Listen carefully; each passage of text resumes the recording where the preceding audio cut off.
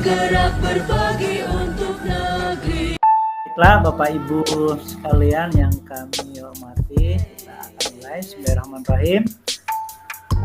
Assalamualaikum warahmatullahi wabarakatuh. Waalaikumsalam Nah, warahmatullahi yang, wabarakatuh. yang pertama Waalaikumsalam. pendengaran suaranya bagus, kalau bisa diketik jempolnya apakah terdengar bagus. Ya, oke, berarti oke, terima kasih Bapak Ibu, berarti cukup jelas ya. Oke, pertama, alhamdulillahirrahmanirrahim, kita ucapkan puji syukur kepada Allah Subhanahu wa taala, Tuhan yang Maha Kuasa. Alhamdulillah pada malam yang berbahagia ini, hari Jumat tanggal 1 Mei 2024 ya, di penghujung bulan Mei, yang konon saya baca-baca bulan terlama yang di ini ya, bulan terlama dari bulan-bulan yang lainnya gitu. Jadi terasa lama. Oke, malam hari ini kita syukur bisa bersilaturahim di forum daring ya, untuk bercerita, berbagi ya, saling berbagi, walaupun nanti tertulis di situ sebagai speakernya saya dan Bu Yeni, tapi kita semuanya sebenarnya adalah nanti sebagai narasumber ya, seperti itu. Jadi kita hanya nanti coba mengantar, nanti coba kita berdiskusi. Oke, Bapak Ibu sekalian, cukup banyak sudah yang bergabung. Mungkin untuk memulai acara malam ini kita awal dulu dengan baca basmalah. Bismillahirrahmanirrahim. Yang kedua, aku ucapkan terima kasih pada Bapak Ibu yang sudah bergabung pada malam hari ini. Saya yakin di tengah kesibukan Bapak Ibu juga banyak, tapi mungkin semangat untuk selalu menambah pengetahuan, kemudian berbagi dan lainnya, akhirnya bisa bergabung dalam forum ini, seperti itu. Jadi kegiatan ini dilakukan oleh kelompok belajar MGMP Project IPAS SMK Kota Samarinda, dan ini dibuka ya untuk semua, terbuka untuk di luar IPAS, dan alhamdulillah banyak juga yang bergabung ya di luar IPAS, dan ada beberapa daerah yang bisa bergabung pada malam hari ini. Insya Allah untuk malam hari ini nanti yang akan memulai yang pertama tentang disiplin positif adalah Bu Yeni. Beliau adalah guru SPP Samarinda ya, SPP Samarinda. Beliau ini juga tahun 2021 sebagai guru berprestasi berdedikasi Kaltim ya. Kemudian sekarang aktivitas beliau ini selain mengajar juga sebagai pengajar praktek, kemudian sedang pendidikan untuk fasilitator ya, guru penggerak kayak seperti itu.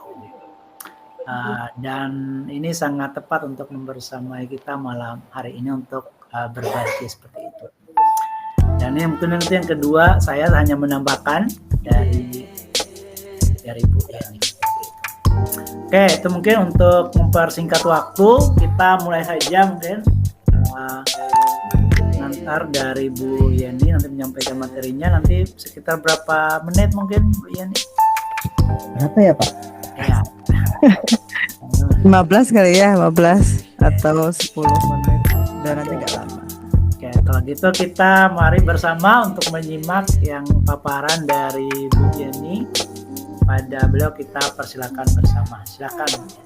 Ya, baik. Terima kasih Pak Gunawan sudah bersedia membuka acara kita hari ini, kemudian juga bersama kita sebagai Bapak Ketua Kombel kita itu.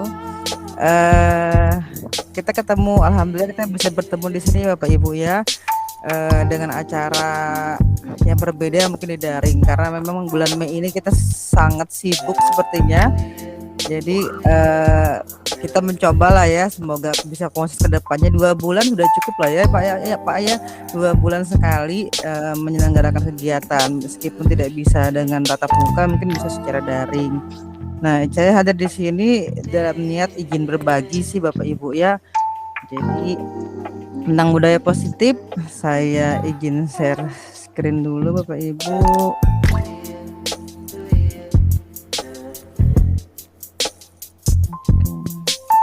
Suara saya jelas ya Bapak Ibu ya. Ini sudah saya screen, bisa dilihat ya. Oke, kalau bisa terlihat mungkin jempol-jempolnya bisa main. Oke, sip. Bu Darna ada apa? Raise hand. Kepencet aja. Ya, pencet aja. Oke, kita lanjut saja.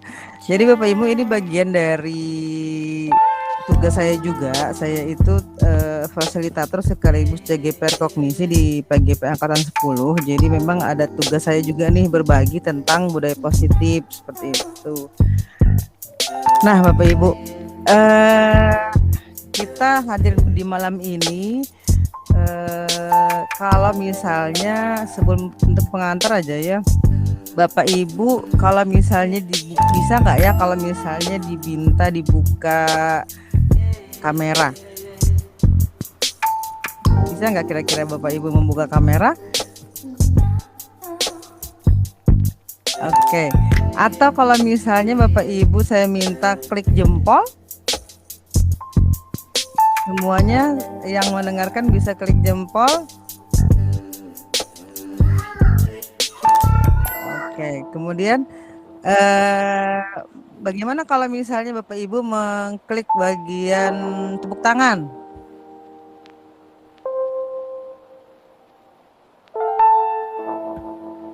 Siap, terima kasih Bapak Ibu.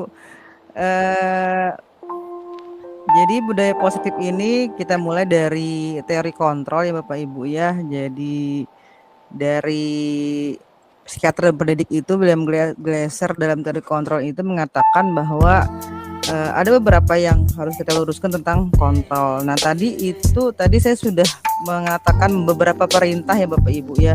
Nah itu termasuk ada beberapa, termasuk teori kontrol juga sih. Saya berusaha mengontrol Bapak Ibu ya kan ya.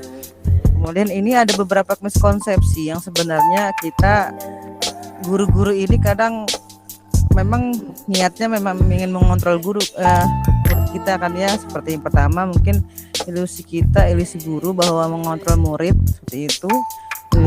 Ilusi kita bahwa semua penguatan positif efektif bermanfaat.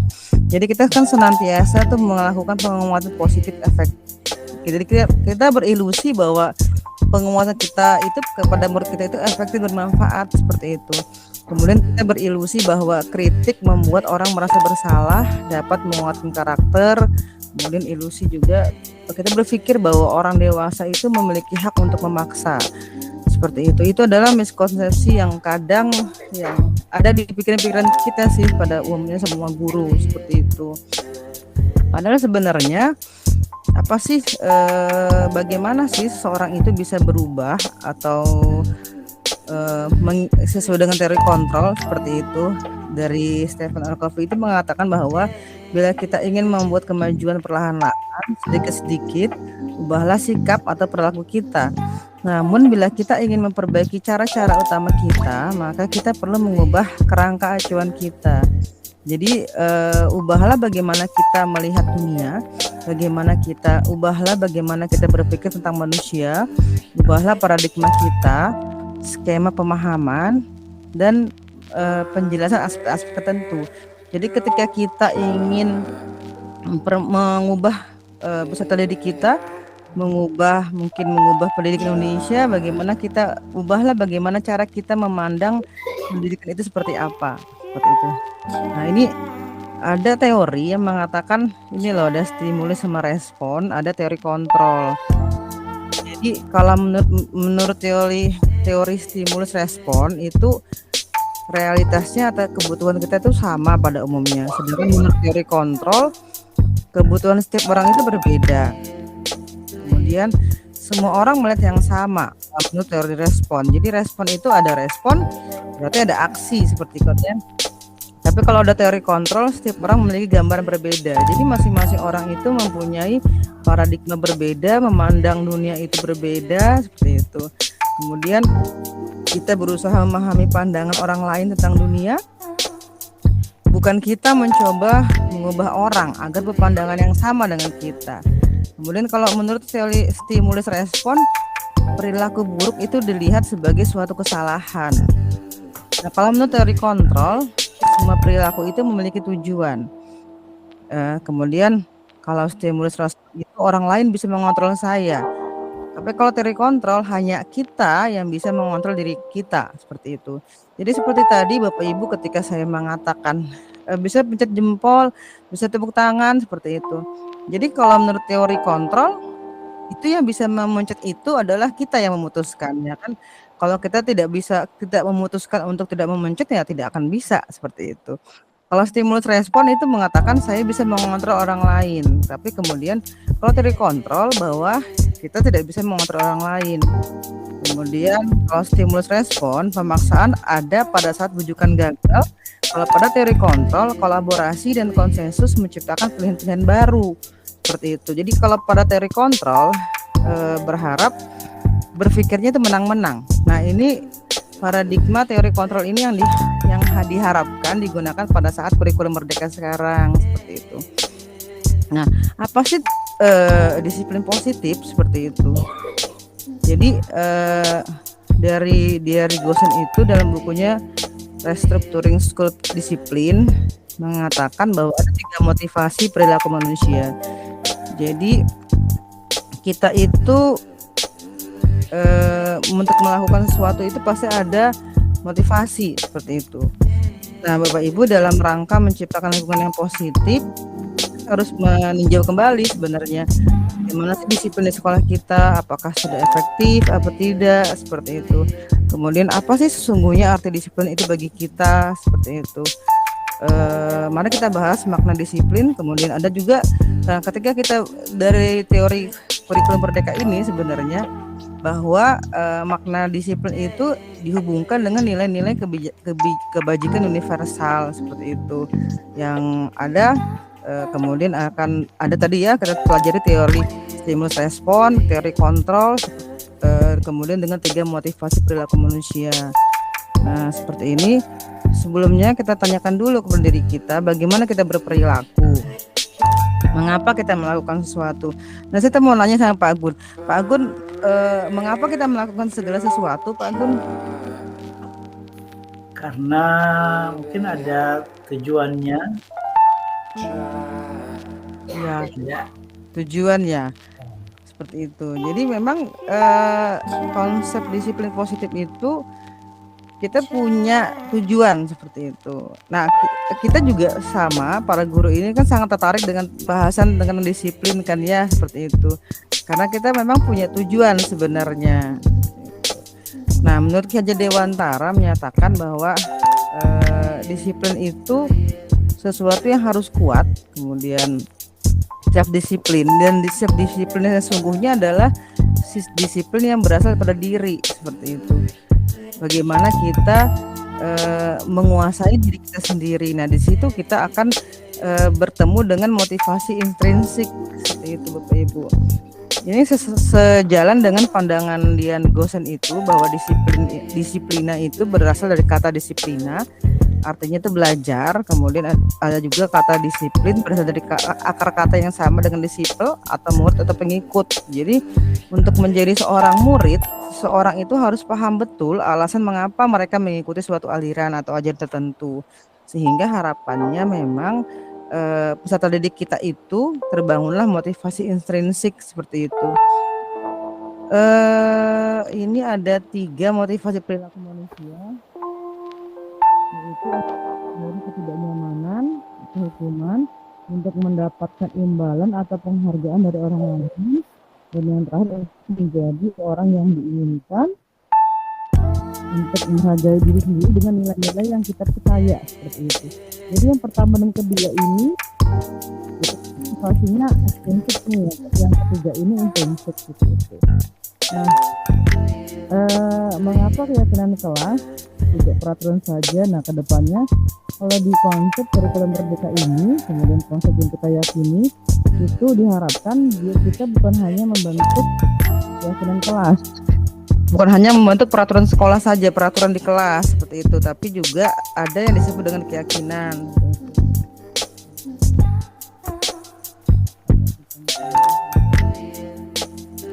Nah, ini ada video yang saya tayangkan ini salah satu cara saya membentuk prosesnya keyakinan kelas seperti itu, membentuk keyakinan kelas. Jadi awalnya itu mungkin mengingatkan mereka sendiri, mengingatkan para murid itu terhadap nilai-nilai yang sudah diyakini seperti itu. Nah, jadi harapannya memang peserta didik kita itu dikenalkan dulu dengan nilai-nilai universal, ya kan, nilai-nilai seperti kalau sekarang kita menyebutnya mungkin profil pelajar Pancasila, ya kan, ada banyak sub ini nih terhadap profil pelajar Pancasila itu gitu, ada banyak sub seperti itu. Nah, dari sub itu baru kita ekspor seperti itu. Bagaimana sih kita itu bisa mewujudkan kelas-kelas yang nyaman seperti itu. Jadi keyakinan kelas yang akhirnya jadilah keyakinan kelas. Awalnya mungkin peraturan-peraturan seperti itu, tapi kemudian ketika sudah dialihkan menjadi keyakinan, maka itu pernyataannya menjadi universal seperti itu. Nah, Bapak Ibu, ini adalah contoh keyakinan kelas. Jadi setiap anggota itu perlu belajar. Contohnya misalnya selalu bersifat positif, senantiasa menjadi diri terbaik. Jadi inilah keyakinan-keyakinan kita.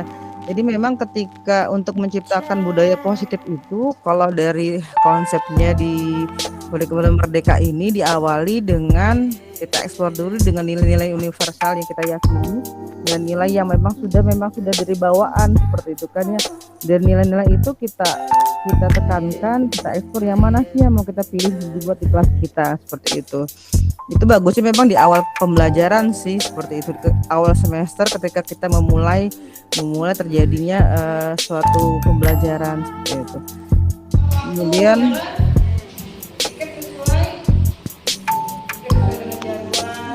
nah, ini salah satu yang saya implikasikan juga.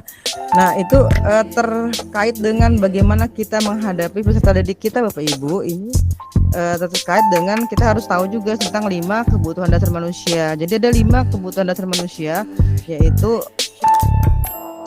kasih sayang, rasa diterima, kekuasaan, bertahan hidup, kesenangan, dan kebebasan. Jadi ketika kita memandang peserta didik kita itu, kalau mereka ada yang belum selesai dengan 5 ini, berarti disitulah mereka akan melakukan sesuatu, ya kan ya. Ketika mereka itu merasa tidak diterima, mereka akan melakukan sesuatu, melakukan tindakan seperti itu. Ketika mereka itu butuh perhatian, akhirnya ada tindakan-tindakan yang sebenarnya untuk memenuhi rasa kebutuhan itu gitu. Nah, saya lanjut kepada 5 posisi kontrol. Jadi menurut yang teori yang kita pelajari yang di kurikulum merdeka ini, bahwa guru itu punya 5 posisi kontrol sebagai penghukum, teman, membuat rasa bersalah, pemantau, dan manajer. Jadi ketika Bapak Ibu di kelas itu bisa nih sebagai penghukum. Contohnya misalnya ketika guru-guru itu ketika kita mengatakan patuhi aturan saya atau awas, atau kamu selalu saja salah, misalnya kamu selalu saja seperti ini, akhirnya kamu seperti ini juga kan, seperti itu. Coba kamu lari keliling seperti itu. Akhirnya itu adalah ketika posisi kita sebagai penghukum. Kalau Bapak Ibu misalnya sebagai membuat rasa bersalah, misalnya Ibu sangat kecewa sekali dengan kamu, berapa kali Bapak harus bertahan kamu seperti itu. Coba kadang kita juga mengingatkan mereka bagaimana dengan orang tuamu seperti itu. Nah, posisi ini murid akan memiliki penilaian diri yang buruk tentang diri mereka. Murid mungkin akibatnya nih ya, secara teori ini murid merasa tidak berharga dan telah mengecewakan orang-orang yang disayanginya. Kemudian sebagai teman, jadi ketika guru itu berfungsi sebagai teman, dia dia berusaha mungkin mengontrol murid secara persuasi sebagai teman seperti. Jadi kayak seperti ayolah bantulah demi Bapak ya, seperti itu. Jadi ini kita memposisikan diri kita sebagai teman. Positifnya di sini memang hubungan yang baik terjalin antara guru dan murid seperti itu. Tapi kemudian bisa tidak berlangsung dengan lama seperti itu. Mungkin hal lain yang mungkin timbul adalah murid hanya akan bertindak untuk guru tertentu seperti itu, tapi guru lain tidak seperti itu. Kemudian sebagai pemantau, artinya memantau atau berarti mengawasi. Pada saat kita mengawasi, kita bertanggung jawab atas perilaku yang kita awasi. Posisi pemantau itu berdasarkan peraturan. Jadi misalnya ya sudah tahu nih nggak boleh misalnya terlambat. Peraturan kan tahu ya nggak boleh terlambat. Itu berarti kalau terlambat konsekuensinya apa? Seperti itu. Seperti ini ya. Biasanya kan ada perjanjian tuh di awal ya kan ya Bapak Ibu ya. Bikin perjanjian dulu di awal seperti itu. Nah itu peraturan apa? Sanksinya ketika misalnya melanggar peraturan itu seperti apa? Nah itu Bapak Ibu berfungsi sebagai pemantau seperti itu. Nah kalau yang terbaik sebenarnya adalah manajer. Jadi memantau berarti mengawasi. Pada saat kita mengawasi kita bertanggung jawab atas perilaku orang yang kita awasi. Itu memantau. Itu manajer. Nah kalau manajer kita akan berkata sebenarnya kembali kepada keyakinan kelas seperti itu. Tugas seorang manajer itu bukan untuk mengatur perilaku seseorang, kemudian kita membimbing murid untuk dapat mengatur dirinya. Seorang manajer itu bukannya memisahkan murid dan kelompoknya, tetapi mengembalikan murid tersebut ke kelompoknya dengan lebih baik dan kuat. Kemudian bisa jadi dalam praktik penerapan sehari-hari kita akan kembali ke posisi teman atau pemantau. Karena murid yang kita tangani belum siap diajak berdiskusi atau diundang melakukan restitusi itu. Nah, tapi perlu kita sadari bahwa kita menuju proses posisi manajer gitu. Jadi di mana murid itu menjadi pribadi yang mandiri, merdeka, bertanggung jawab. Jadi harapannya memang kita ke arah sana, ke arah manajer itu, dan akhirnya akan menciptakan lingkungan yang positif, nyaman dan aman. Tapi memang proses semuanya Bapak Ibu ya. Nah, jadi kita mengenalkan dengan restitusi. Jadi bagaimana kita menerapkan disiplin di sekolah itu dengan restitusi. Jadi restitusi itu pada konteks penerapan disiplin yang mengacu pada upaya memperbaiki hubungan dan pemilihan yang melibatkan siswa dan guru dan semuanya di unsur di sekolah. Konsep ini tidak hanya berfokus pada hukuman atau sanksi, tapi juga pemahaman, pertobatan, dan pemulihan hubungan yang mungkin terganggu oleh perilaku yang melanggar peraturan sekolah. Jadi restitusi itu ada segitiga restitusi namanya. Segitiga restitusi itu adalah proses menciptakan kondisi bagi peserta didik memperbaiki kesalahan mereka, sehingga mereka bisa kembali pada kelompok mereka dengan karakter yang lebih kuat. Jadi kita akan dikenalkan dengan segitiga restitusi seperti ini Bapak Ibu.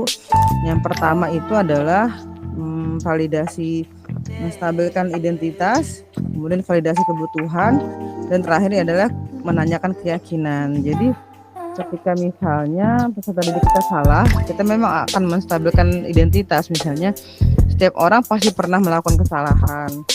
Artinya kamu bukanlah satu-satunya orang yang pernah melakukan ini, tapi kemudian akhirnya kita kamu tentu punya alasan mengapa melakukan hal itu. Adakah cara yang lebih efektif untuk mendapatkan apa yang kamu butuhkan? Kemudian akhirnya kita kembali kepada nilai-nilai yang kita sepakati. Nilai-nilainya seperti ini. Bagaimana sih kita kembalikan lagi pada nilai yang kita yakini seperti itu. Jadi harapannya murid kita itu berpikir bersama dengan kita. Itu harapannya Bapak Ibu ya. Nah ini bentar. Ini contoh praktek segitiga restitusi yang saya lakukan di sekolah saya. Seperti ini mungkin ya.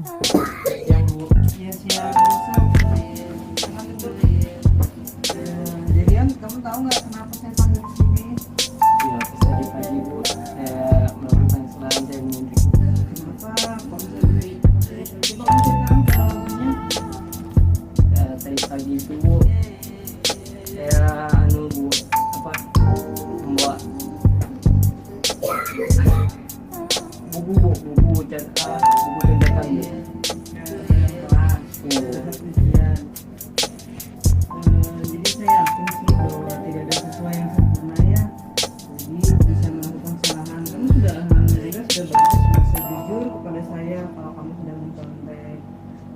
kenapa kamu bisa sampai mencontek? Bu, karena pelajarannya itu begitu sulit Bu. Jadi saya memutuskan untuk mencontek Bu. Kamu masuk ke bahasa Inggris? Iya Bu. Agak sulit ya? Iya Bu. Apa? Oke. Menurutmu itu tindakan benar apa salah? Salah Bu. Kamu menyesal. Ya, saya menyesal Bu. Baiklah. Jadi jujur itu penting ya. Ya, Bu. Untuk kedepannya jangan sampai terjadi lagi seperti itu. Jadi saya berharap kedepannya kamu memegang kejujuran ini ya. Gimana? Untuk kedepannya saya akan belajar lebih giat lagi Bu, lebih tekun lagi dan bertanya kepada guru lokal apabila saya belum Bu mengetahui pelajarannya Bu. Iya. Benar. Baiklah, terima kasih ya. Berjalan ke sini. Dan ya, sedemikian Bapak Ibu. Jadi harapannya, ya demikian Pak Gun yang bisa saya sampaikan Pak Gun. Saya stop sharing dulu. Ya mungkin itu yang bisa saya sampaikan Pak Gun, teorinya seperti itu. Nanti kita akan implementasikan dengan diskusi Pak Gun untuk selanjutnya. Teorinya mungkin mengawang masih Pak Gun ya. Itu silakan Pak Gun. Oke, terima kasih pada Bu Yani ya. Selanjutnya Ya, nanti sebelum selanjutnya diskusi silakan. Oke. Ini ada yang raise hand, mungkin ada yang mau disampaikan? Pencet aja. Oke, silakan Pak Gun lanjutkan. Oke, terima kasih. Izin untuk menambahkan sedikit ya tentang tadi ya, disiplin positif, bukan menambah sebenarnya, mungkin sedikit berbagi saja yang mungkin nanti bisa sudah juga menerapkan atau lebih baik ya seperti itu. Jadi sebagai best practice ya, aturan yaitu pengembangan pelajaran di awal ajaran baru yang asik ya dan makna tadi. Jadi mengimplementasikan apa yang disampaikan oleh Bu Yeni tadi tentang disiplin positif. Jadi salah satunya adalah tentang kesepakatan kelas ya, kesepakatan kelas. Di sini bahwa idealnya tadi ya, seperti yang sering kita lihat di iklan ya, harapannya ketika di awal pembelajaran kita itu bisa memberikan kesan yang bagus ya di siswa. Ini bagaimana kita membangun hubungan awal guru dan murid itu bisa lebih baik dan siswanya bisa lebih berkesan terhadap gurunya, karena seperti yang kita sudah pahami bahwa salah satu kesuksesan istilahnya ya dalam mengajar itu tidak hanya di mengajarnya, kontennya mungkin dan seterusnya, tapi hubungan kita atau tadi yang Bu Yani katakan itu ya tentang disiplin positif ya, mungkin ya pokoknya hubungan kita dengan murid itu bisa lebih bagus ya, istilahnya seperti itu. Maka ini adalah faktor yang penting kalau menurut saya seperti itu. Maka ini membangun hubungan yang bagus ini perlu kita lakukan di awal-awal pembelajaran. Ini mumpung nanti sebentar lagi Juni itu sudah penerimaan siswa baru. Karena ini best practice ya, jadi itu menggunakan metode STAR ya. Jadi kita mulai dari STAR situasinya.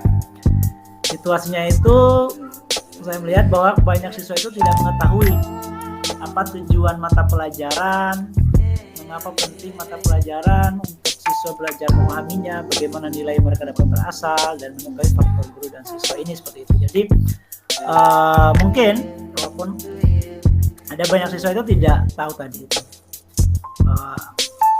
tentang tujuan mata pelajaran, mengapa mereka harus belajar, mengapa kemudian atau nilai yang mereka kira-kira dapatkan di rapor itu berasal dari mana sih ya, ini seperti itu. Sehingga ini tantangan bagaimana peserta didik itu mencapai pembelajarannya dengan riang gembira, kemudian mengetahui tujuan pembelajarannya, bagaimana mereka dinilai, kemudian bagaimana mereka bisa berkontribusi terhadap kesuksesan mereka dalam pembelajaran.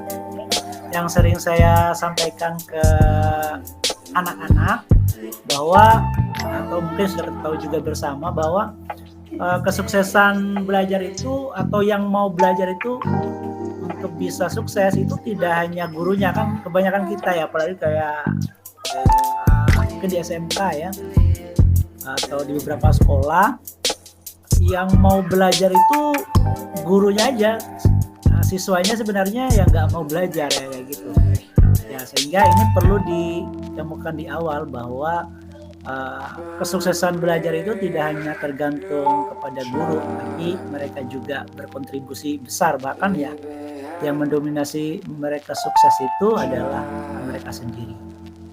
Sehingga disinilah pentingnya apa tujuan nanti yang mereka capai dan bagaimana mereka mencapainya, seperti itu. Jadi ini. Nah, aksinya untuk kemudian bagaimana supaya siswa tahu, kemudian nanti supaya dalam belajarnya tadi yang gembira, maka saya gimana sih supaya membangun hal yang kesan yang bagus tadi, kemudian mereka tahu dan mereka bisa berkontribusi. Saya lihat-lihat kan, angka 1 itu riset tentang pelajaran. Saya lihat di Kemendikbud itu ada konten ya, tips menyambut tahun ajaran baru, bahkan ada tips yang lain di konten-konten yang lainnya. Itu saya coba ramu, kemudian baru menuangkannya dalam rencana pembelajaran ya, seperti yang kita sudah tahu ya. Kemudian aksinya kemudian dalam langkah pembelajarannya seperti ini secara umumnya, ucapan-ucapan selamat datang, pokoknya yang hangat lah. Kalau bisa itu mungkin ada sebagian kita membangun kesan di awal itu supaya tadi itu ditakutin gitu ya, atau kita membangun ini guru yang berwibawa ya mungkin tanda kutip gitu ya, supaya bisa ditakuti, kalau dilihat itu bisa langsung disiplin anaknya kayak gitu-gitu. Nah ini kalau saya apanya itu tadi itu bukan malah seperti itu, inginnya itu ya bahwa mereka nanti disiplin atau mereka kemudian nanti melakukan hal yang baik itu karena ya nanti dalam proses-proses ya di awal-awal ini tadi ya. Makanya di sini membangun ungkapan yang hangat, kemudian perkenalannya pun tidak kalau bisa itu yang riang gembira kayak di pelatihan kayak gitu ya. Kemudian dimulai bangga terhadap mereka, misalnya bisa lolos misalnya kayak SMK 2 gitu ya, walaupun ada dalam jurusan tertentu itu mereka karena nggak keterima di jurusan yang lain, tapi harus kita ungkapkan bahwa mereka harus bangga. Kemudian ya kayak main game, kemudian ada sini asesmen diagnostik ya, kemudian permainan lah. Kemudian di sini juga saya memperkenalkan tentang kurikulum merdeka ya, memperkenalkan mata pelajaran IPAS, apa sih alasannya kenapa pemerintah itu harus ada pembelajaran IPAS dan alasannya mereka itu harus mengikuti pembelajaran IPAS. Kemudian tujuan, kemudian penilaiannya, kontennya termasuk apa sih yang dipelajari dari 7 aspek itu, elemen itu apa dan seterusnya. Saya perkenalkan dengan ini ya aksinya. Nanti akan selanjutnya adalah di sini melakukan orientasi dan ekspektasi belajar siswa. Di sini yang kita mulai kesepakatan. Apa sih yang mereka datang ke sekolah itu, apa sih orientasinya, ekspektasinya itu yang dilakukan apa. Nanti di sini tadi itu bisa menggunakan beberapa media ya yang kita online ya dan seterusnya, apakah yang atau langsung seperti Bu Yeni tadi, tapi dilakukan di awal ini. Apa sih yang mereka datang ke sekolah itu? Ada yang nanti akan jawab ingin ya sukses, mungkin secara normatif umum, ingin nilai tinggi dan seterusnya. Baru kemudian nanti baru saya menyampaikan apa sih, nanti mengkonekkan dengan harapan negara kayak gitu lah ya, terhadap mereka itu orientasi guru, apa keinginannya, harapannya guru terhadap siswa itu apa, sekolah itu apa, negara, atau misalnya saya kenalkan juga tentang kalau di SMK BMW ya,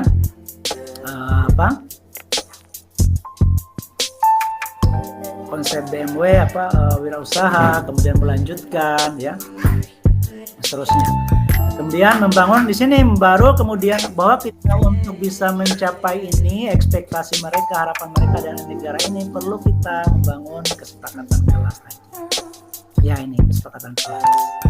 Kita nanti sepakati, nah seterusnya baru apa sumber belajar, baru kita menganukan apa nanti sumber belajar kita ya, selanjutnya kemudian penggunaan HP bahwa kita nanti tetap menggunakan, terusnya apa ya, kayak kesepakatan baru. Ucapan-ucapan lain yang berkesan untuk murid kayak gitu, seperti itu. Ini yang saya lakukan di awal yang ajak semester 1 ya, kelas 1 ya.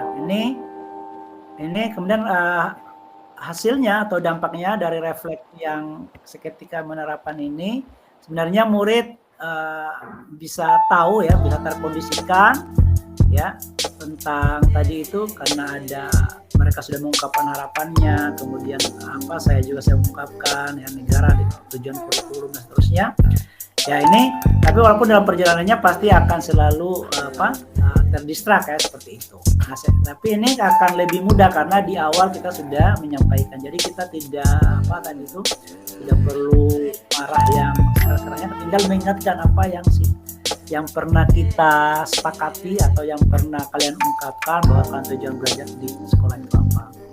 Ya, kemudian dampaknya mungkin memiliki ini ya, perspektif positif terhadap guru ya, mata pelajaran dan seterusnya.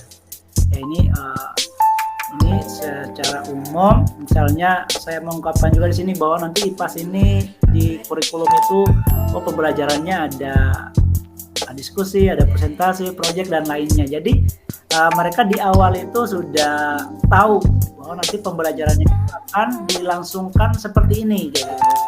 Akan dilangsungkan ini. Maka sehingga ketika ada proyek, ada harus membawa alat-alat, bahan dan seterusnya, mereka sudah terkondisikan sejak pertama kali mereka masuk di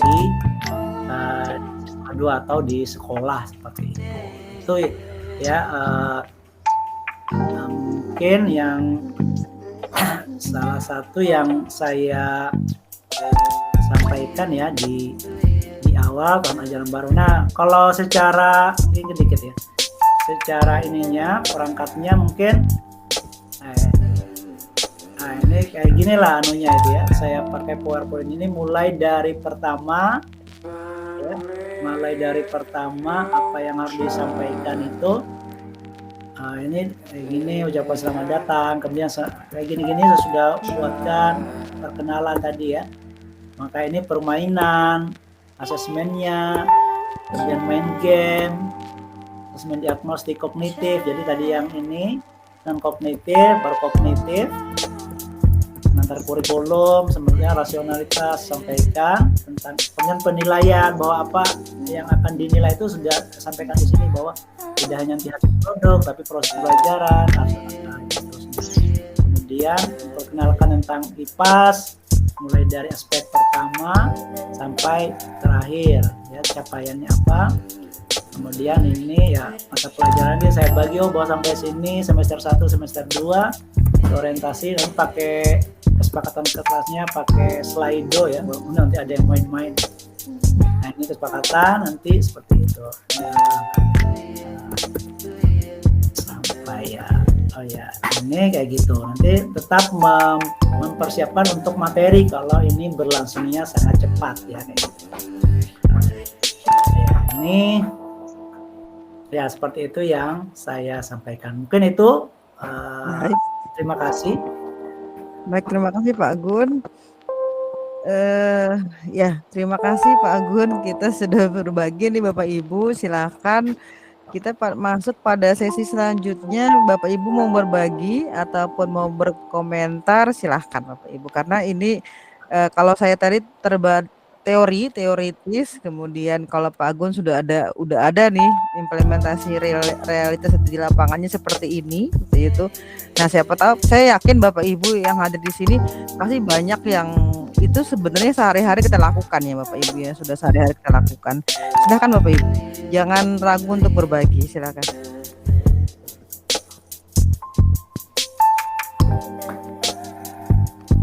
Ya, siapa lagi yang mau berbagi, karena penting banget nih, niatnya kan kita berbagi dan ngobrol, sebenarnya berbincang. Seperti itu Bapak Ibu. Bagaimana sih kita mewujudkan budaya positif itu di sekolah, seperti itu. Kemudian harapannya memang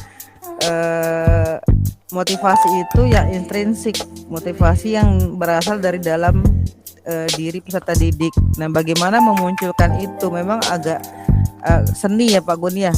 Seperti itu, memunculkan motivasi dari dalam diri peserta didik ini yang agak susah. Mungkin Bapak Ibu mau berbagi, seperti itu silakan. Mohon izin Bun, kalau Oh ya, bisa silakan. ya. Pak Eko. Ya. Ini Pak, yang pertama yang saya sampaikan, terima kasih banyak kepada teman-teman Bapak Ibu guru sekalian, beberapa ada yang senior saya di kampus dulu. Kegiatan semacam ini sangat-sangat bermanfaat dan terus terang saya sangat terbantu, dan saya yakin beberapa teman-teman juga yang lain merasa sangat senang ada kegiatan seperti ini karena memberikan insight, masukan-masukan, terutama SMK itu adalah sekolah yang cukup unik, berbeda sama SMA, di mana anak-anaknya ya jurusan satu sekolah saja bisa berbeda-beda perilakunya yang kita hadapi. Seperti itu. Dan juga untuk Ibu Fasilitator karena sudah mau meluangkan waktu serta ilmunya berbagi di sini sehingga kita semua bisa dapat ilmu. Pertama saya ingin berkomentar Pak, Bu, SMK ini terutama sekolah tempat saya mengabdi itu punya perilaku unik di mana anak-anaknya siswa ini punya, kalau saya boleh bilang itu motivasi yang cukup rendah, entah mungkin banyak faktor X, beberapa faktor X itu ada yang mungkin keluarga, mungkin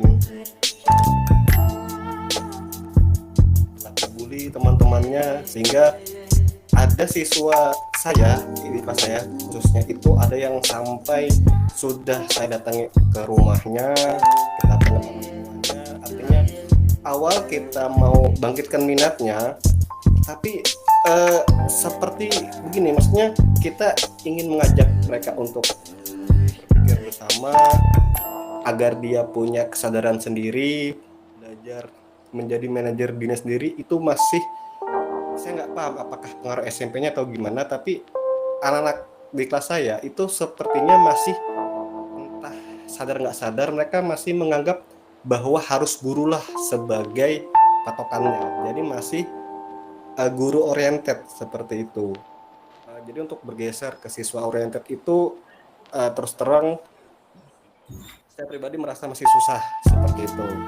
Nah ini beberapa hal yang tadi disampaikan oleh fasilitator, memang ada beberapa yang saya lakukan cuma masih belum ketemu gitu sampai bisa anak-anak ini bisa sama-sama kita, nah kamu harus sadar seperti ini, jadi konsekuensinya seperti ini, tapi mereka masih seakan-akan masih, itu saya bilang tadi, sadar nggak sadar mereka masih seperti harus guru oriented, harus guru yang merintah, guru yang menunjuk, dan lebih senang kalau guru marah-marahi gitu.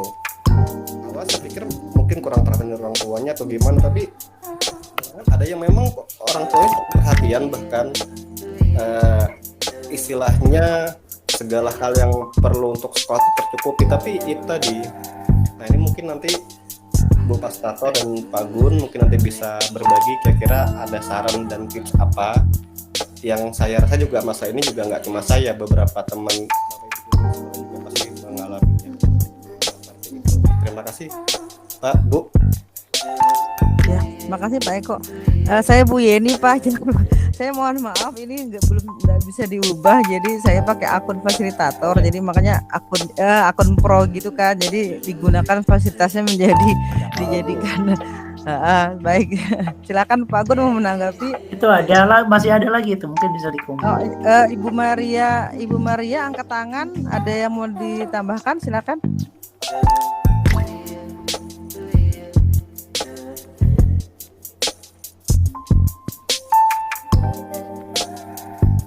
Bu Maria atau Bu Seni? Oh Bu Seni ya, Bu Seni juga. Silakan. Atau terangkat saja sebentar.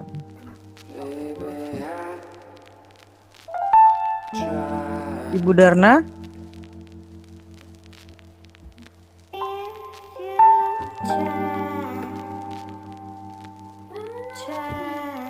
Ibu Darna mau bertanya atau mengemukakan sesuatu, silakan. Atau terklik saja angkat tangannya.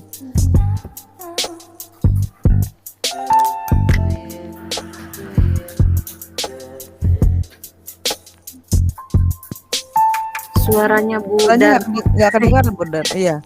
Iya, suaranya Bu Darna masih belum terdengar, Bu.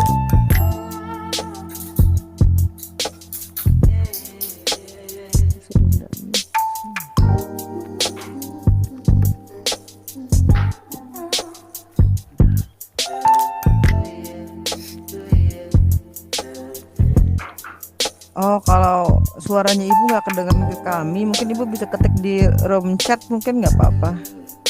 Oh, coba dilihat dulu speakernya mungkin Bu Dar.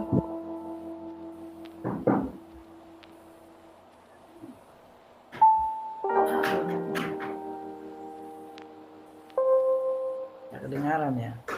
Iya. Tidak ke siapa dulu? Bu Dar. Sudah. Sudah Bu, boleh. Oke. Sudah ya, Bu? Sudah, Ya. Bu. Sudah, Bu. Sudah. Boleh. Ya, saya mohon maaf. Lanjut, izin untuk mengomentar. Di SMK hampir semuanya ya gitu. Saya juga mengalami sama kayak seperti Pak Eko. Kebetulan saya sebagai wali kelas juga. Seperti yang sudah diungkapkan paparan dari Bu Yeni, itu ada beberapa hal yang sudah saya lakukan ya, sudah dalam pemanggilan dan sebagainya, tapi anak ini tidak berubah juga gitu. Kadang dia merubah, saya panggil dia berubah. Kasusnya yang baru-baru ini juga ulangan, kadang dia datang jam pertama ada, jam kedua tidak ada, sampai ditelepon itu, kemudian dia nanti datang, alasannya masa dia buang air besar apa betul. Jadi saya bilang, apakah keluar batu? sudah saya mau emosi kan nggak bisa, jadi saya bercandaan, saya bilang keluar batu kah? Dia bilang enggak Bu, katanya. Akhirnya datang dengan kelembutan yang memang ya biasalah anak-anak itu. Kalau cowok kan kerasin tambah keras dia nanti. Jadi dengan ramah tamah, terus dia datang, tapi ya itu sikapnya nanti besok lagi dia buat lagi seperti itu. Gimana solusinya menghadapi anak yang seperti ini? Wali kelasnya juga udah mau manggil guru ke BK sampai 2 kali nih gitu. Dia bilang ya sampai saya mengatakan anak ini istimewa gitu. Tapi istimewanya bukan karena dia ini ya, apa itu keterbelakangan mental, bukan, atau dia sindrom gitu, enggak. Jadi ada khusus saya panggil istimewa lah gitu, karena sering menghadap ke gurunya gitu atau siapapun. Itu aja mungkin Bu Yani, Pak Gun, mungkin ada yang menambahkan. Terima kasih. Assalamualaikum warahmatullahi wabarakatuh. Waalaikumsalam warahmatullahi wabarakatuh. Terima kasih Bu Darna. Silakan Bapak Ibu yang lain ada yang mau menanggapi atau mengomentari.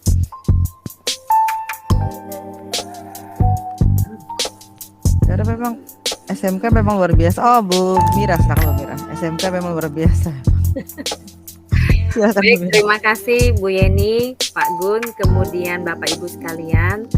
Saya ucapkan terima kasih, alhamdulillah untuk komunitas belajar IPAS kita sudah dimulai Bapak Ibu, dan memang sangat penting sekali dengan adanya agenda kita ini pertemuan. Secara luring mungkin agak susah ya, secara daring kita laksanakan seperti itu. Mengenai memang permasalahan di SMK ini pelik ya Bapak Ibu. Segala cara mungkin sudah kita lakukan. Dari yang lemah lembut, sedang, sampai ya bahasanya itu kasar seperti itu. Jadi memang semua ini hampir mungkin saya katakan berawal dari rumah. Jadi permasalahan yang timbul akhirnya di sekolah pun terbawa, karena semuanya menurut saya hampir rata-rata permasalahan siswa kita ini adalah berawal dari rumah. Jadi yang saya temukan itu memang hampir rata-rata peserta didik kita itu perlu perhatian ekstra memang. Nah, pada saat yang saya katakan kemarin memang itu tadi kita datangkan nih orang tua. Kadang ya yang saya kadang ini juga orang tua, kami juga bingung Bu, sudah dengan anak kami. Waduh, ini orang tua juga bingung dengan tingkah mereka gitu loh. Gimana kita guru seperti itu gitu kan, yang kita notabene hanya ketemu 6-8 jam. Nah, yang memang sering kami lakukan seperti itu Bapak Ibu, dulunya yaitu tadi memang harus kerjasama dengan orang tua. Ini sangat penting sekali. Walau terkadang nanti yang diundang bapaknya, anaknya tinggal sama ibunya Bu. Ditendang ibunya, anaknya sama neneknya Bu. Masya Allah. Ini yaitu saya bilang, sudah hampir rata-rata permasalahan sudah berawal dari rumah. Sebenarnya mungkin mereka ke sekolah itu sebenarnya ingin perhatian. Sangat ingin minta perhatian. Nah, tapi terkadang mohon maaf kita juga sebagai guru kan terbatas ya Bapak Ibu. Nah, ini kebetulan saya mengikuti pendidikan guru penggerak. Disitulah yang memang pas saya masuk budaya positif. Itu ada yang memang di mana ada kebutuhan dasar manusia, kemudian ada posisi kontrol sebagai seorang guru. Kita ini masuk yang sebagai apa gitu? Apakah penghukum? Apakah pemberi rasa bersalah? Kemudian apakah sebagai ini? Notabene memang kita harus memahami dulu bahwa kebutuhan dasar anak kita ini apa. Maka intinya pada saat memang saya belajar bahwa memang kita harus berpihak kepada murid. Pertama saya, kok kita harus memahami mereka terus seperti itu. Nah, tetapi pada saat sudah mulai memasuki kenapa kita harus berpusat pada peserta didik, ternyata memang luar biasa sih. Maksudnya pada saat kita sudah berpusat pada peserta didik, contoh kita kepada anak kita ya Bapak Ibu, kita kan pasti mau yang terbaik buat anak kita. Nah, cuma pada dasarnya memang tidak semua guru atau ini bisa, artinya bisa sabar ya seperti itu, bisa mau step by step. Artinya mungkin kita di saat kita juga lagi sudah kita hukum aja nih anak, padahal nih kita tahu jangan dihukum dulu. Harusnya kita tanya dulu ada apa nak, seperti itu ya Bu atau Bapak. Tapi ya karena kita memang masih tergolong manusia biasa yang belum sabar itu gitu. Jadi ya memang permasalahan kita pelik, tetapi yakinlah kalau misalnya kita coba dulu, kita coba memang tangani anak-anak kita, kemudian kerjasama dengan berbagai pihak, insya Allah pasti bisa kita selesai. Mungkin itu dari saya dulu, terima kasih. Ya, makasih Bu Mira, benar. Memang benar ya, luar biasa ya Bu Mira perjuangan seorang guru seperti itu, karena makanya itu pahalanya banyak ya Bu Mira ya. Karena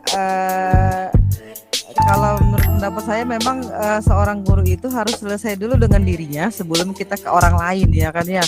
Sebelum kita menterapi peserta didik kita seperti itu. Jadi memang sekarang itu kita dituntut untuk diri kita sendiri nih selesai segitu itu kan. Artinya kebutuhan kita sudah terpenuhi semua sehingga kita itu bisa menularkan positifnya, vibe positif itu kepada peserta didik kita. Dan memang sih kayaknya nggak kenal bosan ya Bu Miranya. Berulang-ulang terus kayak Bu Darna kan ya.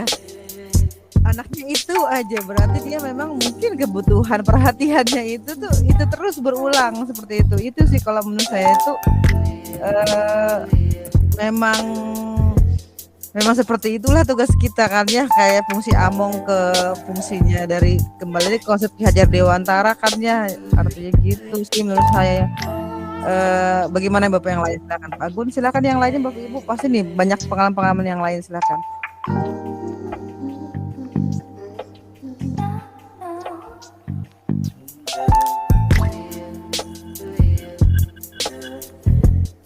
Halo, bergabung. Oke, silakan Pak. Halo. Halo, silakan Ya, Pak Mahful. silakan Pak Oh, iya. Mahful, ya silakan. Assalamualaikum warahmatullahi wabarakatuh. Salam. Waalaikumsalam. Jadi saya juga punya pengalaman dan pengalaman pertama juga. Karena sebelumnya saya ngajar di SMA udah 18 tahun ya. Saya ngajar di SMK dan baru pertama ini saya ngalami juga seperti itu Bu.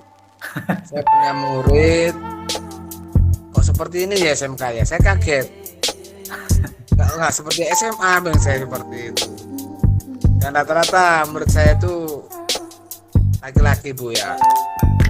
Nah saya bingung kok SMK seperti ini kok seperti biasa, misalkan tidak masuk sekolah itu kok biasa gitu loh. Saya kaget. Tak panggil orang tuanya sekali 2 kali nggak datang, kemudian datangin ke rumahnya ya akhirnya nggak datang juga. Saya jadi bingung gimana solusinya ini. Saya ajak Bu BK juga seperti itu. Jadi kadang pengalaman saya seperti ini agak bingung saya. Nah saya minta solusinya gimana bagusnya ya kira-kira untuk menangani anak hal seperti ini. Kadang bagian daripada murid saya ini ada yang broken home Bu, anaknya itu. Jadi di satu sisi orang tuanya itu pisah dan dia tinggal sama anak neneknya. Namanya nenek kan kurang perhatian itu loh. Ya mungkin itu aja Bu pengalaman saya, mohon ditindaklanjuti. Terima kasih. Assalamualaikum warahmatullahi wabarakatuh. Maria. Waalaikumsalam. Silakan. Ini menambahi pertanyaan lagi nih, silakan. Tidak apa-apa Bu. Iya, tadi Silakan memang yang mau menambahkan. silakan mau menambahkan, Pak Gun menambahkan. Pak Abus, siapa nih Pak Abus? Coba yang angkat tangan, silakan.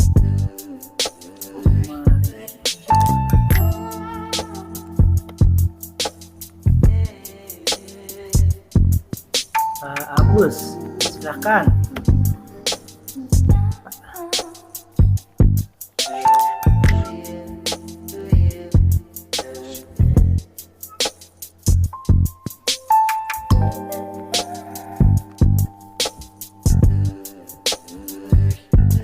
Oke, sambil nunggu ya.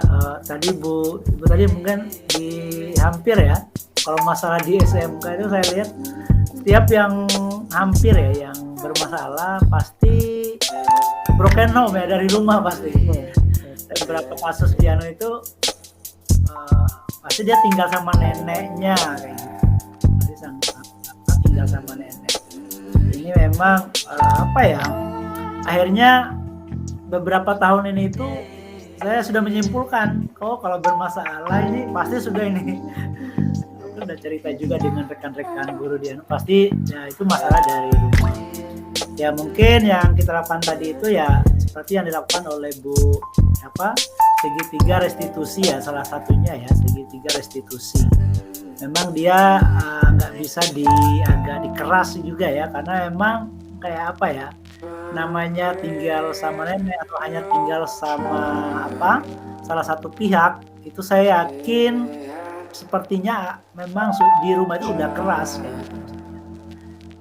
Mungkin ya tanda kutip, mungkin tidak semua, saya yakin sudah keras. Jadi kalau kita juga istilahnya di sekolah juga keras ya mungkin dia udah terbiasa kayak gitu. Mungkin dihukum fisik juga mungkin ya bisa jadi sudah terbiasa. Mungkin ya yang terlalu tadi segi restitusi tadi ya, kemudian ya mungkin bisa kita lakukan yang tadi peran-peran guru sebagai tadi sebelum pemantau itu tadi ya mungkin bisa juga kita kayak introspeksi, kasih ya ingin kamu seperti orang tua, bisa juga kayak gitu ya, walaupun di sini itu tidak terlalu disarankan. Yang itu adalah manajer ya, lebih ke bagaimana membangun keyakinan kelas. Yang saya praktekkan memang ada yang berhasil yang segitiga restitusi ini, tapi memang tidak, kalau bisa itu ya tidak dimarahi di depan kelas, tapi memang dipanggil ya. Begitu ada yang berhasil, tapi ada yang sampai sekarang memang nggak berhasil ya. Assalamualaikum. Waalaikumsalam. Waalaikumsalam, Pak Abus. Mau komentar? Silakan. Tadi ada kendala. Halo. Oke, Iya. silakan Pak. Mohon maaf ya, tadi ada kendala kami jadi baru bisa terbuka. Itu Siap, Pak. pasti ya, semua pengajar atau pendidik itu punya pengalaman yang beda-beda. Ini saya punya pengalaman 2 minggu atau 3 minggu yang lalu.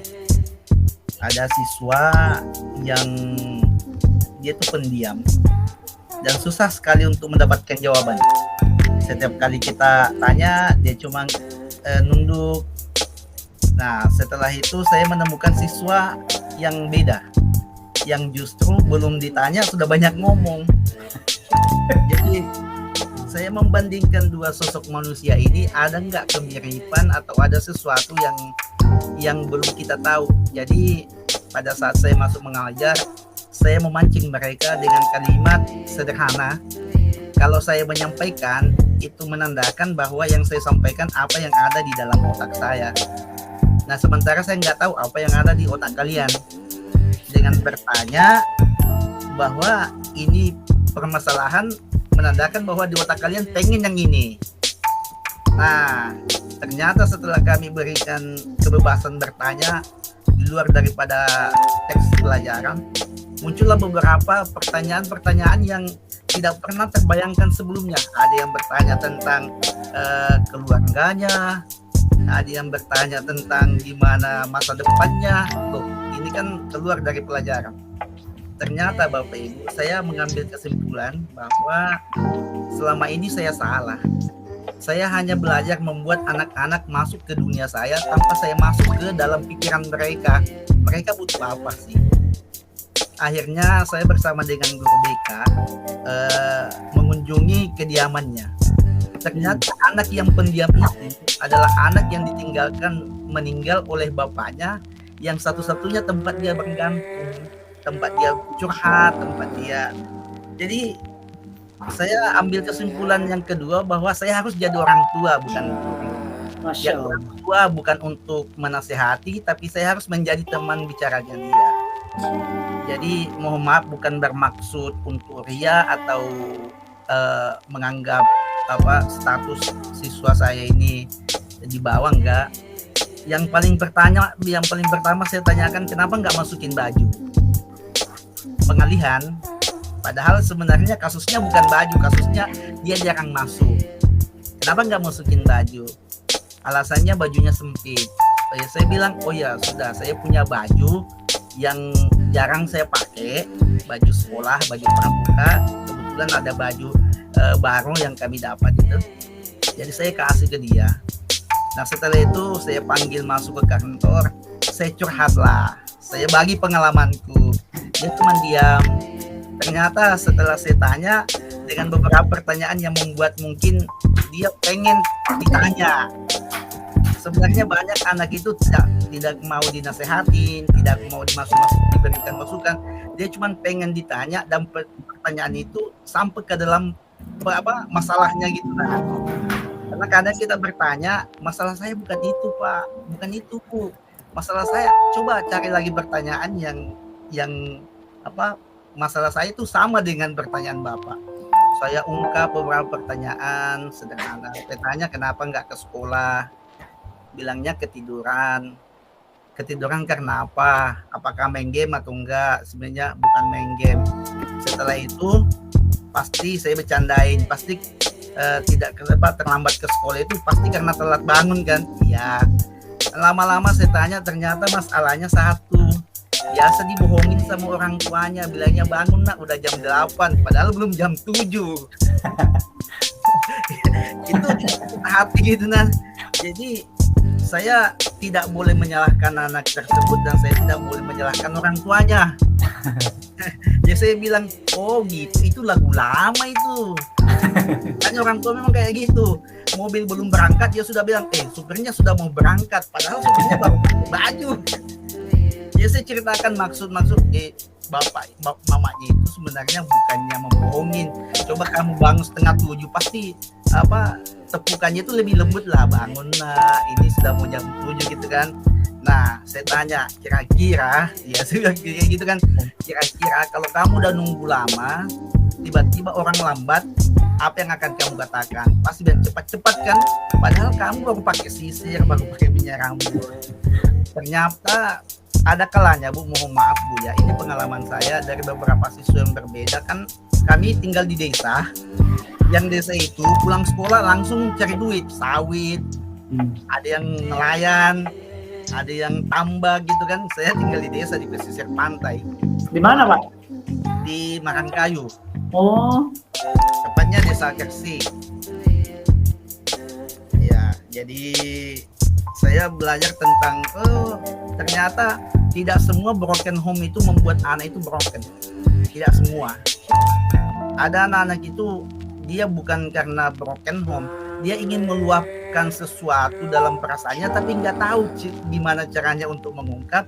Jadi dia tunggu pertanyaan yang mewakili apa yang ada di dalam hatinya gitu. Nah, jadi seorang guru itu sebenarnya harus bijak.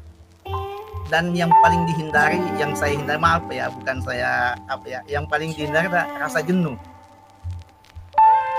Ya, karena ada kata-kata yang, maaf karena saya guru PAI, ya maaf ya, ada kata-kata yang sederhana yang mengatakan malayarham layurham, siapa yang tidak bisa menyayangi dia nggak bakal disayangi juga. Jadi di sini saya mengubah diri. Maaf, saya melanggar aturan.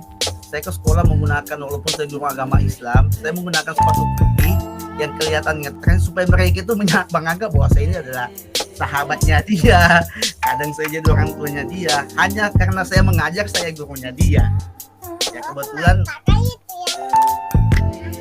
walaupun saya udah punya istri, anak 2, tapi saya harus berjiwa muda, dan ya laki-laki harus selalu berjiwa muda sih. Jadi jadi hemat saya Bu ya, maaf Ibu ya, karena hemat saya sih Bu, hemat saya kita harus menjadi semua semua tempat ada kalanya kita teman, tapi dengan cara maksudnya bukan teman dalam arti kita hidup kita seperti gayanya mereka, tapi kita masuk ke dalam dunianya mereka. Selama ini kan kita paksa dia masuk ke dalam dunia kita. Ya. Dan yang paling terakhir Bu, sebagai motivasi, ada kalimat yang kami dengar sederhana sekali, yang mengatakan bahwa siswamu bukan setan yang tidak punya kebaikan. Tapi doakan saja siswamu itu pintar, karena bukan kalian yang bikin pintar, tapi Tuhanlah yang membuat dia menjadi pintar. Yang kita harapkan dari siswa adalah mudah-mudahan nanti kita meninggal ada salah satu di antara mereka yang menjabat tangan kita masuk ke dalam surga. Ini pegangan saya sehingga saya harus selalu. Masya Allah Pak, Ya. luar biasa. Ya itu Bu ya, sebagai penutup dari saya bahwa janganlah kita jenuh. Namanya Ya. juga pahlawan tanpa jasa. Betul, itu luar biasa Pak. Makasih banyak berbaginya Pak. terima Bener ya? kasih. Ya. Terima kasih luar biasa. Memang guru itu nggak boleh jenuh Pak. Bener luar biasa. Jadi memang mungkin kalau saya melihat pentingnya kita berbagi seperti ini ya Bapak Ibu ya. Kita mendengarkan pengalaman orang lain, kita merasa seperti itu. Kadang kita merasa sempit seperti itu, merasa kok kayaknya susah banget ya kita itu menghadapi murid kita ini nggak bener gitu kan. Tapi kadang ketika kita berbagi sama teman-teman satu profesi, ternyata ada yang lebih parah seperti itu kan. Ternyata ada yang effortnya tuh usahanya tuh akan harus luar biasa sekali menghadapi peserta didiknya seperti itu. Inilah pentingnya mungkin komunitas belajar seperti ini ya Bapak Ibu ya. Silakan kalau ada yang berkomentar lagi, guru BK atau siapa Rahman. silakan. Irma. Bu Irma silakan. Bu Irma silakan. Baik, Assalamualaikum warahmatullahi wabarakatuh, Bapak Ibu. Selamat malam. Mohon izin sedikit memberikan pendapat. Silakan. Iya, Bu Yeni, Pak Gun. Menurut saya masalah yang terdapat pada masing-masing anak didik kita adalah sama. Jadi ya kita simpulkan sama, berasal dari rumah atau internal masalah keluarga. Dan menurut saya untuk kita mencari solusi ya. Jadi bagaimana sih kita sebagai guru ini bisa berkolaborasi untuk menyelesaikan problem yang terus-menerus terjadi setiap tahun seperti itu. Kalau saya 2 tahun di SMK sama masalahnya dan sama juga yang dialami oleh teman-teman.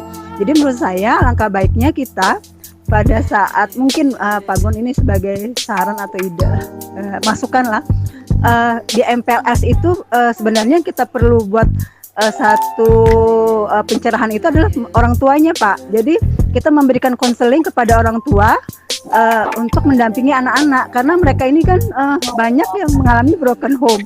Jadi menurut saya perlunya peran BK untuk masuk di dalam pada saat MPLS itu untuk berperan penting pada saat memberikan konseling atau pengetahuan pada saat mereka mulai masuk sekolah di SMK. Jadi itu di sumber di awal, jadi kita potong di hulunya dulu supaya orang tua ini meskipun mereka berpisah tetap diharapkan untuk mendampingi anak-anak kita supaya meskipun mereka berpisah, anak-anak tetap belajar dengan suasana hati yang tenang, nyaman, bisa mendapat perhatian. Itu sangat penting. Jadi bukan anak-anak saja yang kita berikan pencerahan atau penjelasan tentang pembelajaran nanti dia di SMK. Menurut saya itu lebih concern, lebih penting dibanding kita memberikan teori-teori pembelajaran yang memang penting juga, tapi alangkah baiknya kita di awal seperti itu.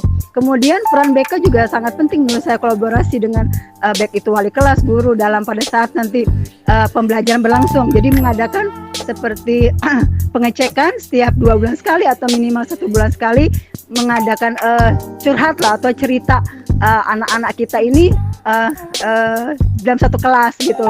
Jadi supaya mereka bisa bebas mengeluarkan isi hatinya sebelum belajar, ataupun mungkin pada kita sebagai guru sebelum belajar itu ada menyisihkan waktu 15 sampai 30 menit untuk menanyakan bagaimana kabar mereka, seperti apa keadaan kondisi yang memang benar-benar harus kita urgen, yang memang harus perlu kita atasi masalahnya. Menurut saya seperti itu, karena benar kata Bapak yang tadi di SMA, saya juga dari SMA gitu. Jadi memang agak shock, tapi menurut saya seperti itu, sekali hulunya yang kita potong. Kalau misalnya kita hanya ini restitusi, benar Pak Gun, memang kalau di guru penggerak kan ilmunya, tapi di lapangan itu faktanya menurut saya itu masih minim Pak untuk dilaksanakan. Jadi saya harus jujur Pak dengan diri saya sendiri. Variabelnya banyak ya Bu ya.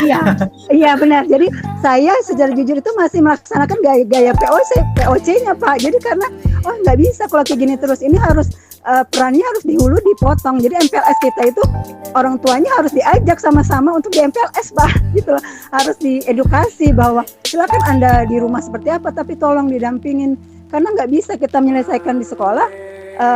orang tuanya di rumah bentrok. Itu jadi akhirnya Pak, banyak anak-anak kita yang keluar sekolah kemudian berhenti dan sebagainya lah. Jadi itu memang sangat menyedihkan buat kita sebagai guru. Itu saja Pak Gun, terima kasih. Selamat malam. Assalamualaikum. Salam. Wah, ini menarik nih. Ya luar biasa, terima kasih Bu Irma sudah berbagi, bener luar biasa. Memang orang tua, memang karena pendidikan itu sebenarnya semua harus berperan ya Pak Gun ya. Tidak hanya guru, sekolah juga berperan, tapi yang paling penting juga kan pendidikan dari rumah seperti itu kan ya Bapak Ibu ya. Disitulah mungkin ya tadi mungkin dari Bu Irma tadi ada juga yang mengatakan bahwa ya menanyakan kabar. Memang jangan lupa peserta didik ya, sosial emosionalnya kita. Jadi jangan lupa bahwa kita itu mentransfer ilmu itu bukan ilmu pengetahuan saja, tapi juga kita mentransfer semangat, mentransfer feeling seperti itu. Kalau dari segi sainsnya Bu Miranya, aura kita ya, kepanjang gelombang kita tuh nyampe kan terhadap peserta didik kita kan ya. Kalau panjang gelombang kita yang bagus, mereka akan menerima yang bagus juga. Ya nggak sih sainsnya. Silakan Bapak Ibu kalau mau berkomentar lagi silakan.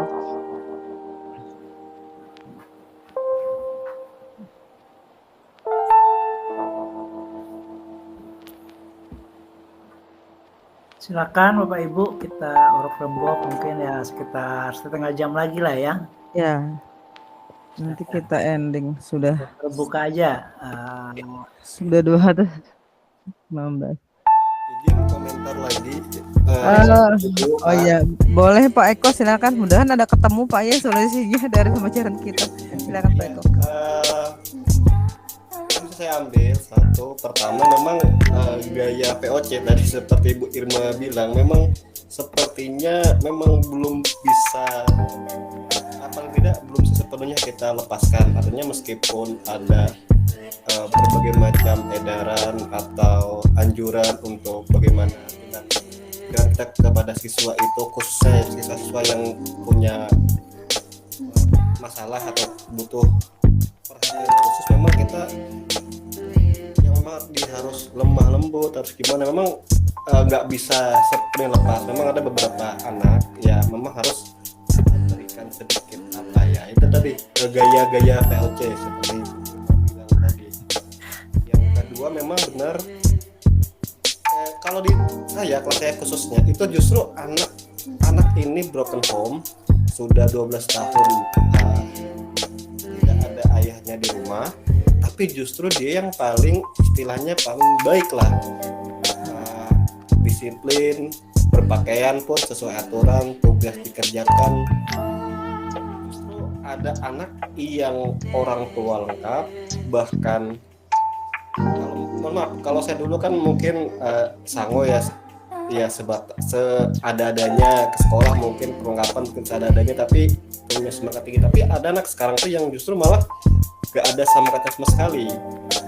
Memang anak-anak seperti ini kalau kita lemah lembuti justru menyelesaikan masalahnya, atau paling nggak sepenuhnya selesai masalahnya. Memang harus ada sedikit kita tadi. Yang ketiga mungkin memang kata Pak Abus tadi, ya memang betul-betul ya nggak pernah bosan dan all out lah istilahnya kita ya, all out dalam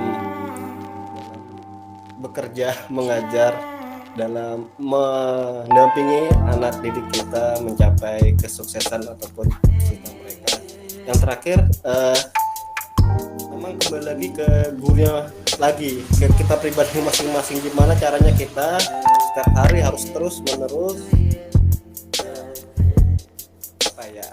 istilahnya bagaimana kita bisa menciptakan vibes positif tadi, agar vibes tadi bisa menyebar ke anak-anak dan memberikan suasana yang baik dalam belajar.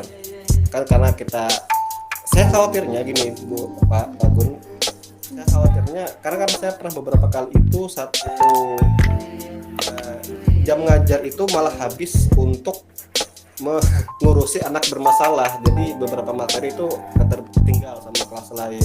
Saya khawatirnya kalau menemukan solusi yang baik, yang paling tepat itu takutnya nanti hanya terulang-ulang terus, akhirnya materi tertinggal, nanti takutnya berimbas ke siswa didik tadi. Seperti itu saja Pak Ibu yang bisa saya komentari dan apa yang bisa saya ambil.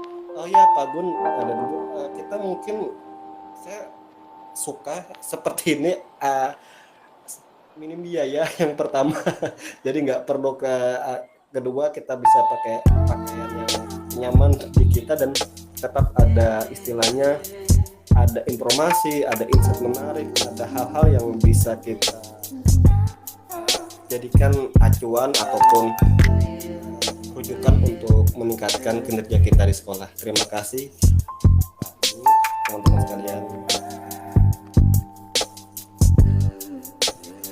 Diagendakan Pak Gun, rutin. Pak Rahmat mau komentar?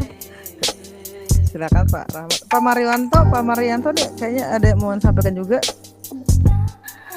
Baik Bu, selamat malam. Apakah masih ada waktunya Ibu? Masih, boleh sebentar Pak. Ya, Halo Pak Rahmat Anwar, apa kabar? baik. Baik Bu, ini tadi Itu Pak Rahmat. Iya, ini tadi sudah banyak closing dari BPK. pembahasan terkait dengan fokusnya ke anak-anak ya Bu. Tadi juga banyak nih kita dapat insight, dapat masukan dari teman-teman semua. Tapi yang perlu kita ingat lagi ya Bu, ini sebagai koreksi termasuk saya pribadi. Jadi ada kasus ketika saya sering mendapati siswa terlambat ke sekolah, baju tidak dimasukkan, membuang sampah sembarangan, tidak pada tempatnya. Mereka itu sekelas SMA dan SMK itu bisa memberikan jawaban yang kadang-kadang nusuk ke hati kita Bu secara tidak langsung. Contohnya saja, kenapa baru datang jam segini kok baru datang? Iya Pak, ngapain datang pagi-pagi, orang udah datang pagi-pagi, gurunya juga nggak ada. Nah itu kayak saya langsung terdiam tuh, nggak ada bisa jawab apa-apa tuh, bingung saya. Kadang kalau ketika mereka keluaran di kantin gitu, loh ini jamnya siapa kok pada di kantin, nggak ke kelas, nggak ada gurunya Pak, jam kos nggak ada tugas, nggak ada Pak. Jadi udah mereka keliaran, berbuat onar, yang merokok, yang bolos ya bolos dan lain sebagainya. Nah, menurut saya ketika kita tadi fokusnya kepada siswa, apa yang harus dilakukan kepada siswa, sekarang saya mungkin kita merefleksikan diri ketika kita menuntut siswa itu untuk bisa disiplin dan tertib, kita bisa mendisiplinkan diri kita sendiri terlebih dahulu ya Bu. Sebagai guru, apakah sudah menjadi contoh yang baik atau belum, itu koreksi juga buat diri saya pribadi. Yang kedua, apakah sekolah sudah senyaman itu untuk anak didik kita itu belajar. Saya pernah sekolah di beberapa sekolah yang menurut saya baik terkait dengan tingkat kedisiplinannya. Yang saya amati salah satunya adalah aturan sekolahnya tidak jelas. Yang kedua, tidak ada keadilan bagi siswa. Jadi siswa tuh dituntut untuk disiplin, tertib, datang tepat waktu, tapi tidak sejalan dengan guru-gurunya, sehingga mereka ya meniru apa yang gurunya lakukan. Nah, mungkin ke depan, mungkin bapak-bapak di sini yang punya jabatan penting di sekolah, ketika melihat anaknya susah untuk masih diatur, ya kita coba refleksi diri, kita mengaca diri kita, apakah kita sebagai pribadi sudah baik, sebagai guru sudah bisa dicontoh, dan sekolah kita sudah nyaman belum untuk menjadikan siswa kita tuh menjadi yang tertib, yang menjadi yang disiplin dan sebagainya. Mungkin itu saja Bu ya, fokusnya yang tadi ke siswa, sekarang kita fokus ke kita secara dan juga kepada sekolah. Itu. Terima kasih. Wassalamualaikum warahmatullahi wabarakatuh. Waalaikumsalam warahmatullahi wabarakatuh. Fokus pada guru ini ya. Silakan Pak Rahmat. Iya, baik. Terima kasih Pak atas kesempatannya. Ya, jadi apa yang disampaikan oleh Pak Marianto tadi sangat benar sekali Pak. Jadi apa yang tampak saat ini itu kan hanya permukaan saja. Ya, ibaratkan kayak gunung es itu, sebetulnya masalah-masalah yang bertumpu pada murid itu bisa saja masalah itu malah bersumber dari guru sendiri. Ya tadi masalah kehadiran. Yang kita inginkan itu adalah kehadiran secara utuh di dalam kelas.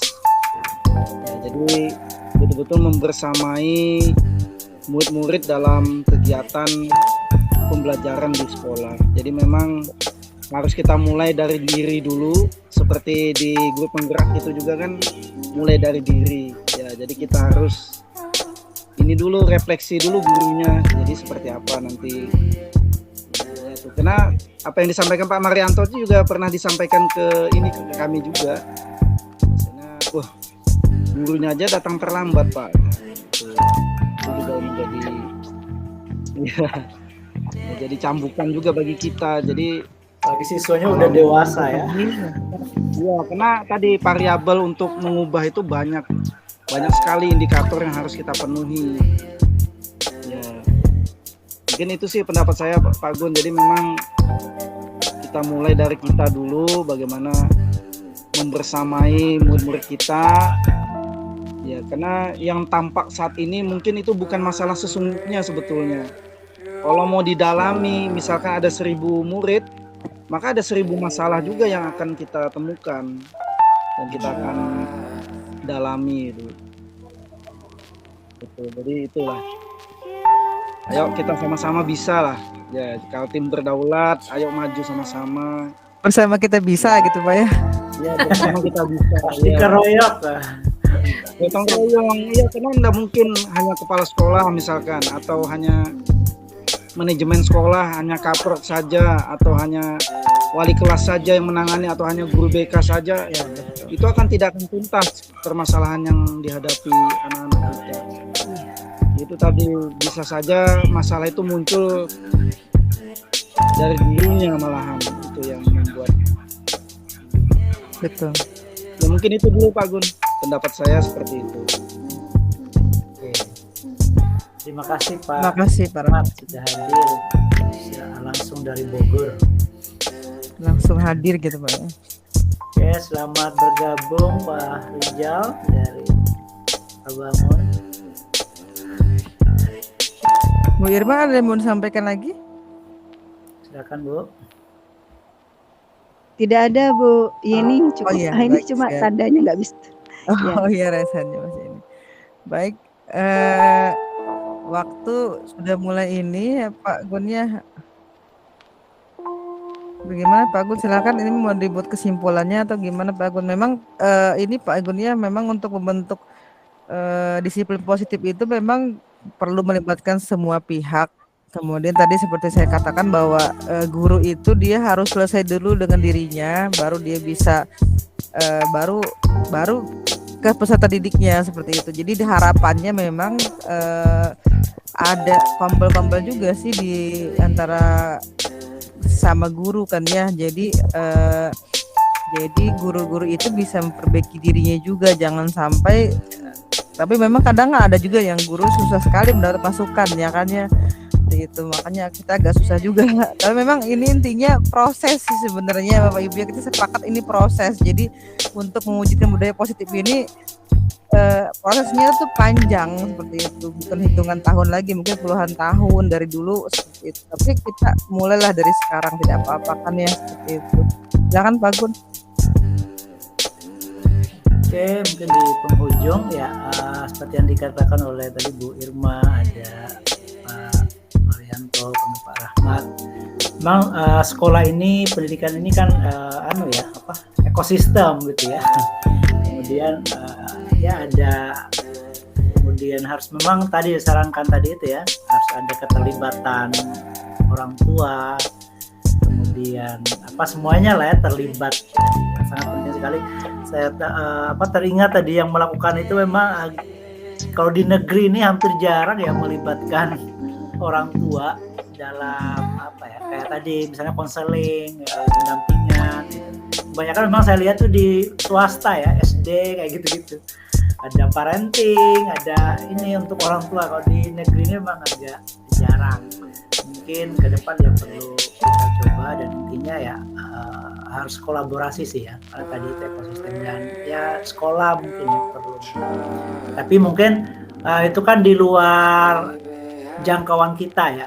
Minimal malam ini itu adalah di kita, di guru dengan kemudian siswa ya, dan seterusnya. Bagi yang mungkin pengambil kebijakan bisa melakukan lebih besar, tapi bagi yang kita mungkin ya peran kita sebagai guru ya itu juga memang tadi perlu maksimal. Itu sih ya yang bisa saya tambahkan.